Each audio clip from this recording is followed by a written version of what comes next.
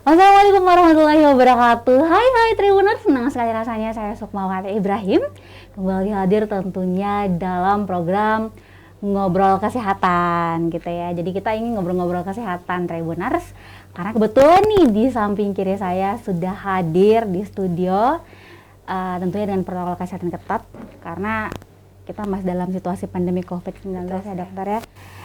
Saya menyapa langsung Ibu Dokter Fadlina Zainuddin, MKes SPKK.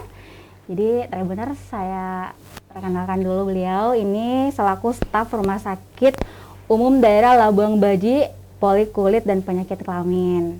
Selain itu, Dokter Fadlina juga berpraktek di Klinik Nina dan Apotek Firdaus. Duh, padat ya dok ya? Ya, lumayan. Aduh, di 3 tempat sekaligus Tribuners. Baik, dan Tribuners tentunya standby karena kali ini kita akan membahas terkait perawatan kulit ya. Penting ya dok ya kalau untuk perawatan kulit buat semua orang, bukan hanya pria, bukan hanya wanita gitu ya, tapi juga pria juga mesti merawat kulitnya biar selain sehat, tampil bersih, dan kita juga bisa jadi lebih percaya diri dalam beraktivitas. Dan kebetulan nih kita senang sekali pastinya Tribuners karena Dokter Fadlina nih di tengah kesibukan ya, beliau berkesempatan untuk hadir bersama kita di studio Tribun Timur untuk sharing kepada Tribuners terkait perawatan kulit. Nah dok, mungkin langsung saja nih disapa Tribuners. Halo Sobat Tribuners, apa kabar? Semoga semua dalam keadaan sehat ya. Hari ini kita akan sedikit sharing tentang bagaimana cara merawat kulit ya. Kita ketahui kulit itu merupakan organ tubuh terbesar di dalam tubuh kita, di mana dia membungkus organ-organ tubuh kita yang di dalam. Kalau kulit kita rawat dengan baik, maka akan mencerminkan kulit yang sehat. Kulit yang sehat akan mencerminkan pula tubuh yang sehat. Oke, kulit yang sehat akan mencerminkan tubuh yang sehat, gitu ya, dan itu yang sangat kita butuhkan. Nah dok, ini untuk bisa mewujudkan itu seperti apa dok? Apa yang harus kita lakukan? Sebenarnya setiap hari kita perlu untuk menjaga kesehatan kulit kita dengan perawatan yang sangat sederhana yang bisa kita lakukan ya.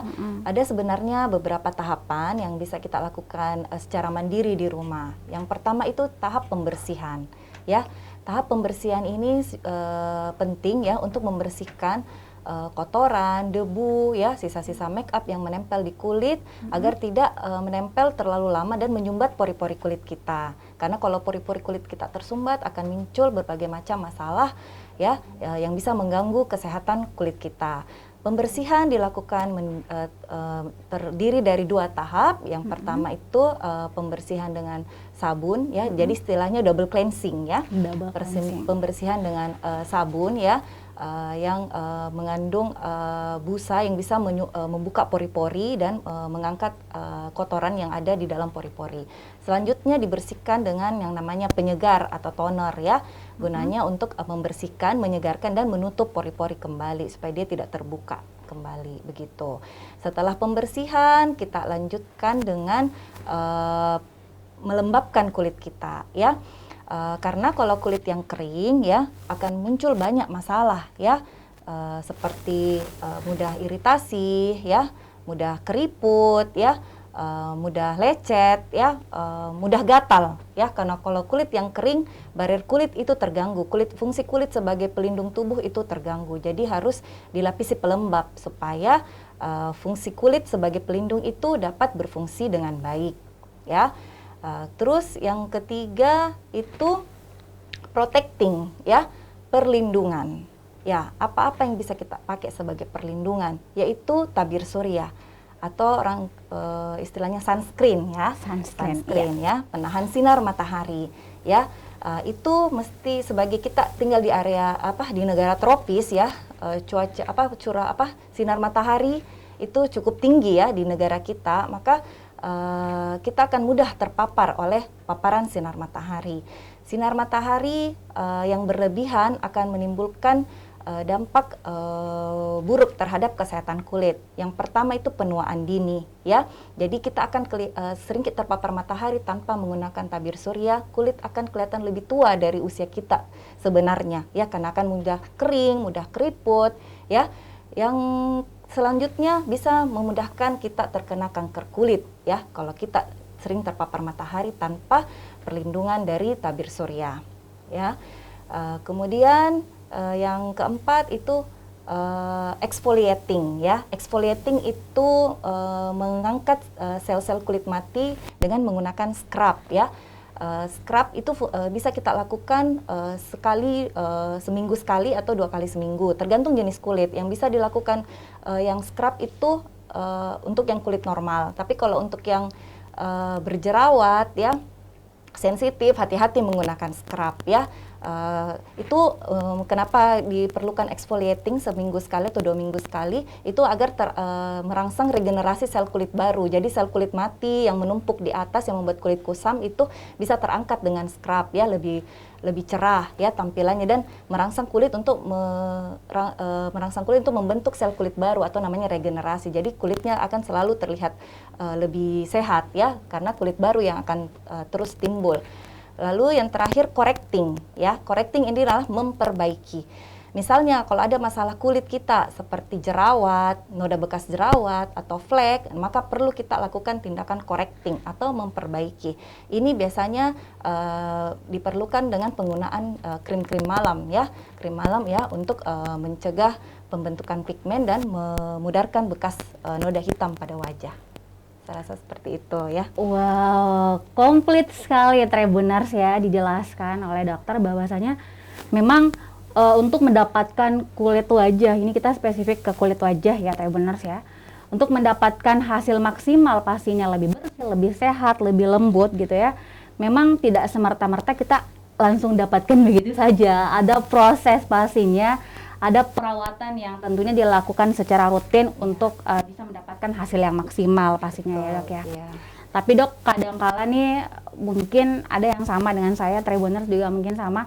Kadang tuh kita masih bingung menentukan saya memakai yang seperti apa sih sebenarnya yang sesuai dengan kulit wajah saya misalnya. Itu gimana caranya untuk mengetahui? Oh, iya. Yang pertama, kalau kita memilih suatu produk perawatan kulit, ya, kita harus kenali dulu jenis kulit kita apa, ya. Ada 5 jenis kulit manusia, ya. Yang pertama itu normal, yang kedua kering, berminyak, kombinasi, dan ada yang namanya kulit sensitif, ya. Jadi kita kenali dulu jenis kulit kita apa. Kalau normal biasanya sih tidak ada masalah, ya, pori-porinya tidak terlalu besar, ya, tidak kering, tidak berminyak juga, ya. Terus yang berminyak itu ditandai dengan pori-porinya besar, ya, ada sedikit jerawat, ada komedo, ya. Kemudian kalau yang kombinasi, nah itu kombinasi antara kulit yang normal dan berminyak. Biasanya di daerah T-nya itu akan tampak pori-porinya lebih besar, ya, ada komedo dan ada jerawat.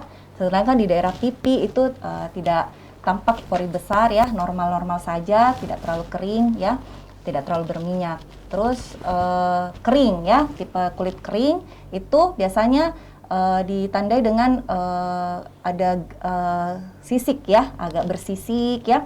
Pori-porinya hampir tidak kelihatan, ya, karena tidak ada minyak yang keluar, ya, dan ada garis-garis halus karena keringnya kulitnya, ya, mudah gampang iritasi, mudah lecet. Dan yang terakhir itu yang tipe kulit sensitif. Nah, tipe kulit sensitif ini harus hati-hati, ya, menggunakan produk, harus konsultasi ke dokter karena tipe kulit sensitif itu ada berbagai tipe lagi, ya. Yang pertama yaitu tipe yang jerawat, ya. Kalau misalnya yang dimaksud dengan tipe kulit sensitif ini apabila dia memakai produk kosmetik tertentu terus akan timbul reaksi, ya. Yang pertama akan timbul jerawat atau breakout, ya. Yang kedua itu akan timbul warna kemerahan pada wajah, ya. Terasa panas, ya, terasa merah. Terus kalau yang ketiga tuh tipe tertusuk, ya. Kalau misalnya tidak merah tapi dia rasa kalau pakai kosmetik itu agak terasa tertusuk-tusuk, ya, nyelkit-nyelkit dia rasa. Terus yang terakhir itu tipe yang kering, ya. gampang lecet ya, gampang lebih kering lagi dari tipe kulit kering, tampilannya dia lebih banyak sisiknya ya, sangat mudah lecet ya, sangat mudah iritasi, mudah gatal juga. Oke, jadi sebelum kita memulai suatu penggunaan produk, kita kenali dulu jenis kulit kita apa. Jadi kalau misalnya tipe kulit kita berminyak, pilihlah kosmetik yang cocok untuk tipe kulit berminyak, karena sekarang sudah banyak tersedia ya produk-produk kecantikan ya yang disesuaikan dengan jenis kulit. Jangan kita tipe kulit kita berminyak kita pakai yang tipe kering ya, karena rata-rata kandungan yang untuk tipe kulit kering itu melembabkan, lebih banyak minyaknya ya, malah jadi berminyak muka kita, malah timbul komedo ya, timbul lagi masalah baru, timbul jerawat. Jadi memang harus disesuaikan dengan tipe kulit kita. Nah, selanjutnya kita harus pintar-pintar juga memilih produk kecantikan atau kosmetik yang kita pakai. Yang pertama kita harus cek izin edarnya ya, ada ternotifikasi BPOM atau tidak. Terus yang kedua, kandungannya apa ya, kandungan aktifnya apa, karena biasanya produk kosmetik itu harus ada kandungan ingredientsnya di dalam ya. Yang ketiga, expire-nya kita lihat ya, kapan kadaluarsanya, masa kadaluarsanya. Yang keempat, kemasannya ya, kemasannya itu tersegel rapat, tertutup atau tidak ya. Jadi kita juga harus memperhatikan supaya apa yang kita pakai itu aman ya. Jangan kayak sembarang pakai, karena kalau sembarang kita pakai ya, tidak tahu kandungannya apa ya, kita beli bebas ya, tidak tahu kandungannya apa, kita pakai nanti akan timbul masalah ya, begitu. Oke dok, Tribuners, ini kita pastinya teredukasi sekali ya.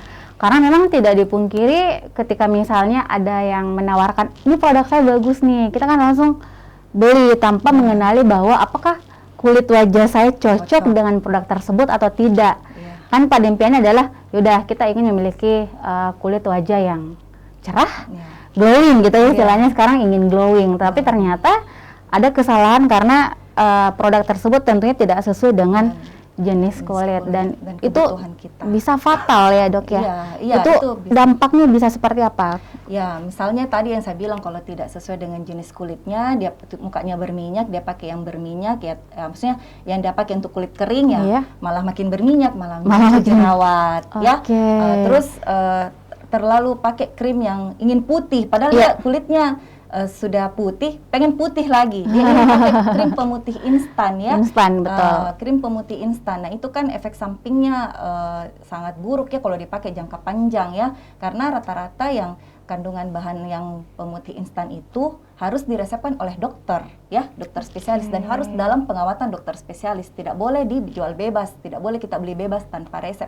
Seharusnya. Ya, karena itu ada efek sampingnya. Jadi harus harus konsultasi ke dokter kalau mau pakai seperti itu ya, harus konsultasi ke dokter, karena kalau kita asal beli karena pengen putih, karena sekarang stigmanya orang cantik itu putih, cantik itu putih, padahal kayak artis Korea tidak mesti cantik, tidak mesti putih kita harus cantik. Tapi kalau kulit kita sehat sudah pasti cantik. Yang bagaimana kulit sehat itu ya tidak ada masalah flek, tidak ada masalah jerawat, tidak kering ya, kulitnya lebih lembab, lebih sehat, lebih kuat, tidak gampang iritasi, tidak gampang lecet. Itu Tribuners. Jadi sebenarnya cantik itu tidak mesti putih ya, karena kan kita ini sudah dilahirkan sudah ada yang putih, sudah dengan kodratnya masing-masing gitu ya. Jadi kalau untuk mengubah tentu tidak bisa secara instan. Butuh kan kadang memang ada orang yang lama tidak ketemu tapi kelihatan kulitnya lebih bersih, lebih sehat, lebih alami gitu loh dok. Ternyata itu mereka tidak dapatkan secara instan, tapi tentunya dengan yang tadi yang paling pertama dibahas gitu ya. Rutin melakukan pembersihan dan segala macam, menggunakan pelembab, dan tentunya sekali lagi disesuaikan dengan jenis kulit kita gitu. Nah dok, ini kalau masalah kulit ini mungkin Tribuners pasti banyak yang mengalami gitu loh, karena kadang kulitnya sebenarnya tidak ada masalah, mungkin normal saja dok, tapi karena mungkin terpengaruh ingin tampil lebih cantik lagi, akhirnya menggunakan produk-produk yang mungkin yang ada di pasaran gitu loh, yang tanpa resep dokter lah dan segala macam.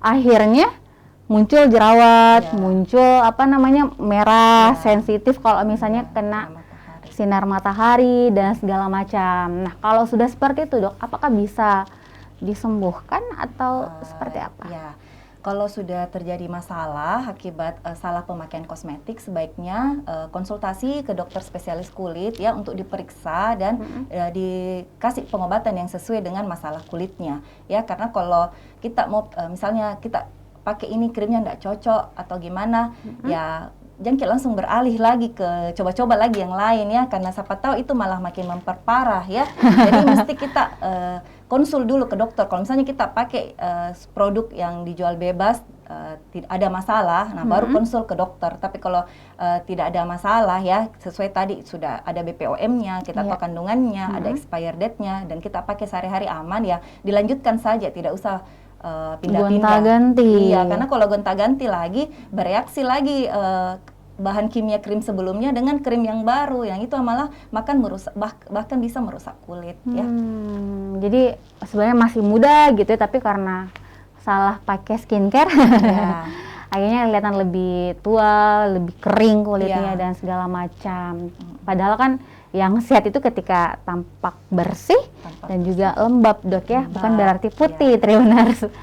Oke, Dok, ini mungkin terakhir Tribuners ya, itu tips-tipsnya sih sebenarnya. Tips-tips apa sih yang harus dilakukan baik oleh perempuan maupun laki-laki agar kulit yang sudah ada sekarang nih, yang kita sudah butuh akan tetap sehat, alami dan segala macam. Perlukah misalnya air putih rutin atau seperti apa, Dok? Ya, selain juga perawatan kulit yang saya sebutkan tadi 5 langkah, juga kita perawatan dari dalam ya. Yang pertama itu makan makanan bergizi ya, yang mengandung vitamin ya, karena vitamin yang kita perlukan itu diperlukan tubuh untuk meregenerasi kulit ya, membentukkan kolagen ya. Kita tahu kolagen itu berfungsi untuk mengencangkan kulit, jadi tampak lebih awet muda ya. Jadi kita perlu protein ya, vitamin, mineral ya, yang dengan gizi yang seimbang ya. Kalau perlu kita minum suplemen ya, apalagi sekarang masa pandemi ya, kita perlu suplemen vitamin untuk menjaga daya tahan tubuh kita. Jadi selain untuk menjaga daya tahan tubuh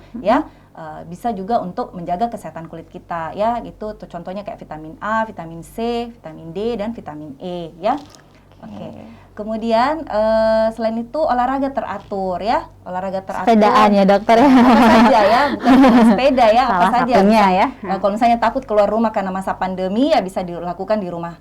Dilakukan di rumah ya, bisa treadmill ya, atau senam lewat TV ya, apa saja bisa, atau senam lantai atau yoga di dalam rumah sendiri. Yang penting happy dan rutin dilakukan ya, karena kalau kita olahraga rutin itu terangsang metabolisme sel itu lebih cepat. Jadi pergantian sel kulit lama ke yang baru, segala sel-sel tubuh juga ya, bukan cuma kulit, itu segera terganti ya. Jadi regenerasi sel regenerasi pergantian sel ke yang baru itu lebih cepat ya. Nah, kemudian banyak minum air putih ya, seperti tadi Mbak Uma bilang banyak minum air putih ya, untuk menjaga hidrasi kulit kita ya, menjaga kelembaban kulit kita ya. Karena air putih ya, bukan yang ada dicampur air soda atau air yang air mineral ya, air putih atau air mineral ya.